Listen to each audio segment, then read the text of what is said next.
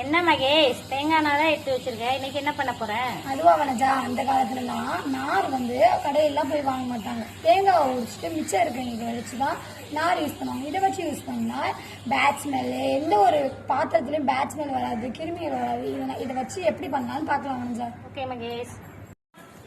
என்ன மகேஷ், அம்பட்டையும் பிச்சு பிச்சு போட்டேன். அதான் வனஜா, இப்பதான் ரெடி பண்ண போறோம். பிச்சு பிச்சு தான் ரெடி பண்ணணும். இந்த மாதிரி எடுத்து எடுத்து சுத்திக்கோ. சுத்திக்கிட்டே இருங்க. உங்களுக்கு எவ்வளவு அளவு தேவையோ அந்த அளவு பஞ்சு சுத்திக்கோங்க.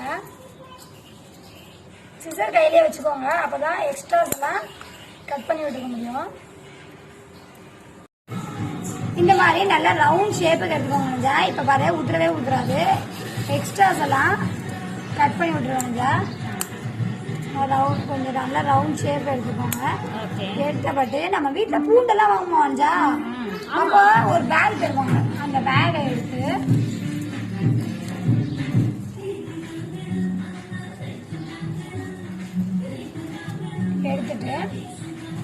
இப்ப என்ன பண்ணுன்னா, இங்க முடிச்சு போட்டுக்கோங்க.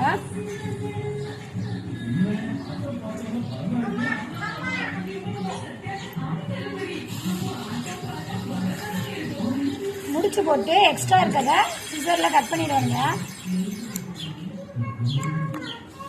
அவ்வளவுதான் வனஜா, நம்மளுக்கு சோப் தேய்க்கிற நாரு ரெடி. சூப்பரா இருக்கே மகேஷ். இந்த மாதிரி டெய்லி டிப்ஸ் ஐடியா எங்க சேனல்ல மறக்காம லைக் பண்ணுங்க, சப்ஸ்கிரைப் பண்ணுங்க, கூடவே எல்லா ஃப்ரெண்ட்ஸுக்கும் ஷேர் பண்ணுங்க. தேங்க்யூ.